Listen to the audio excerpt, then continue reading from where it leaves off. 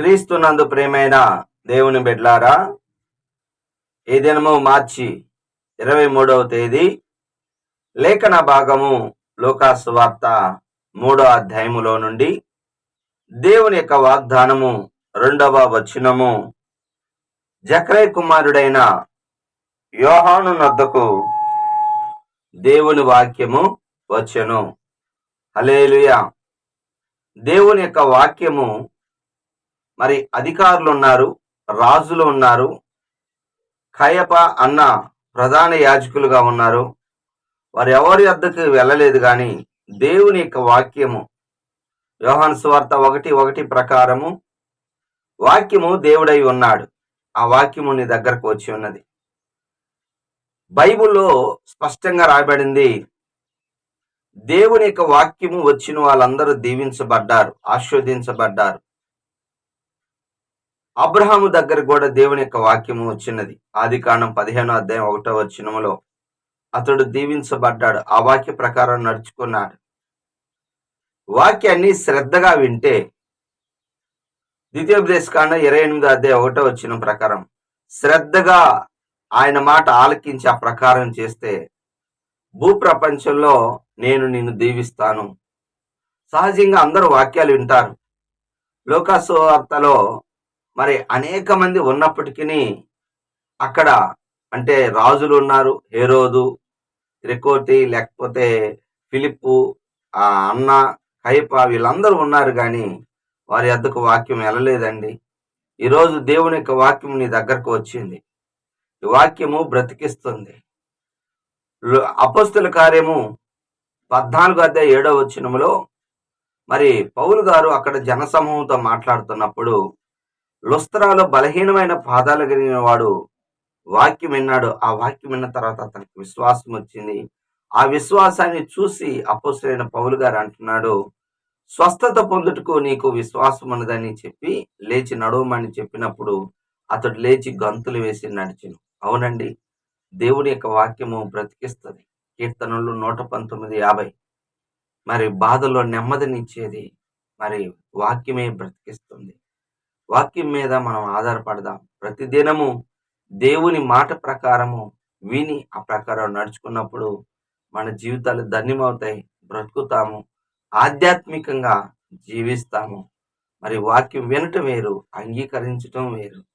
అపోస్తల కార్యం 2వ అధ్యాయంలో పేతురు అనేక మందికి, వేల మందికి మరి వాక్యం చెప్తే వాక్యం అంగీకరించిన వారు బాప్తిసం పొందారని 3000 మంది వాక్యాన్ని అంగీకరించారు.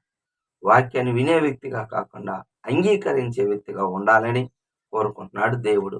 ఒప్పుకోవాల్సిన పాపాన్ని మనం చూస్తున్నట్లయితే అక్కడ రాయబడిన మాట 19వ వచనము, హేరోదు సకల దుష్కార్యములు చేశాడు.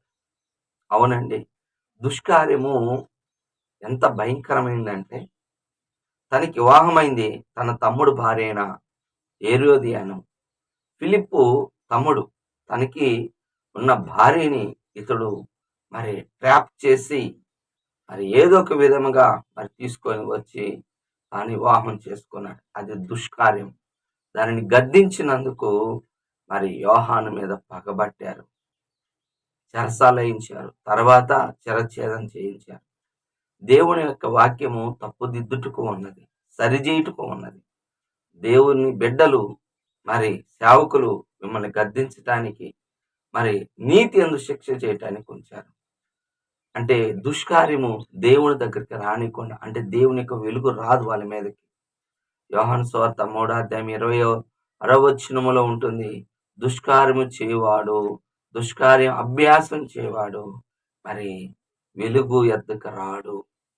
ఆ కనుక దుష్కార్యమును చేయకుండా మనము జాగ్రత్త పడదాం. చివరిగా 8వ వచనము, మారు మనసు తగిన ఫలము ఫలించాలి.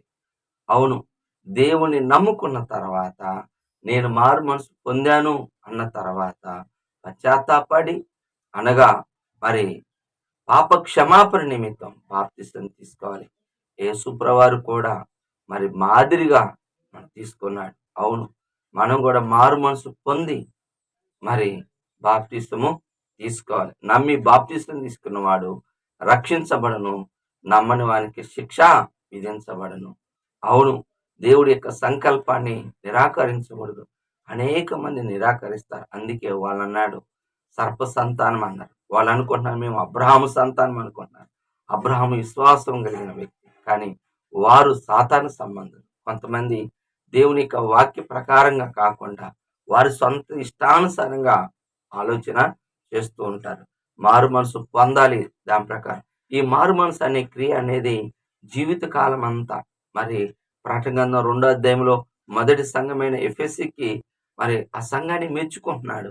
నీ కష్టమును, నీ సహనమును, అబద్ధ బోధకులను సహింపవని నాకు తెలుసు, కానీ తప్పు ఒకటి నీ మీద మోపవలసి ఉన్నది. ఏమిటి అంటే నీకున్న మొదటి ప్రేమను నువ్వు విడిచిపెట్టావు. మొదటి ప్రేమను ఏ స్థితిలో పడ్డావో మళ్ళీ ఆ స్థితిలోనికి వచ్చి మారు మనసు పొంది ఆ మొదటి క్రియలను చేయము. అప్పుడు లేని ఎడల దీపస్తంభాన్ని తీసేస్తాడు. కాబట్టి ఏ విషయంలో మరి ఒక్కటి చాలండి. మార్కు సువార్త 10వ అధ్యాయంలో ధనవంతుడికి అన్ని ఉన్నాయి, దేవుని కంటే ధనాన్ని ఎక్కువ ప్రేమించి పరలోకాన్ని పోగొట్టుకున్నాడు. కాబట్టి ఒక్కటే అని అనుకోవద్దు, ఆ ఒక్కటిని కూడా మానుకోవాలి. ఓ పాస్టర్ గారిని ఒక యవనస్తురాలు అడిగిందంట, ఏమని, మరి నేను 8 గంటలు ప్రార్థన చేస్తాను, ఒక అరగంట సీరియల్ చూస్తాను, మరి నేను పరలోకానికి వెళ్తానంటే బిందె పాలల్లో ఒక్క చుక్క విషయం ఉంటే పాలు అనరు, విషయం అంటారు. కాబట్టి ఆ ఒక్కటి ఏదన్నా ఉంటే ఒప్పుకొని ప్రభు సన్నిధిలో పశ్చాత్తాపడాల్సిందిగా ప్రేమతో మనం చేస్తున్నాం. దేవుడి మాటలు దీవించును గాక. హల్లెలూయా. ప్రార్థన చేసుకుందాం. ప్రేమ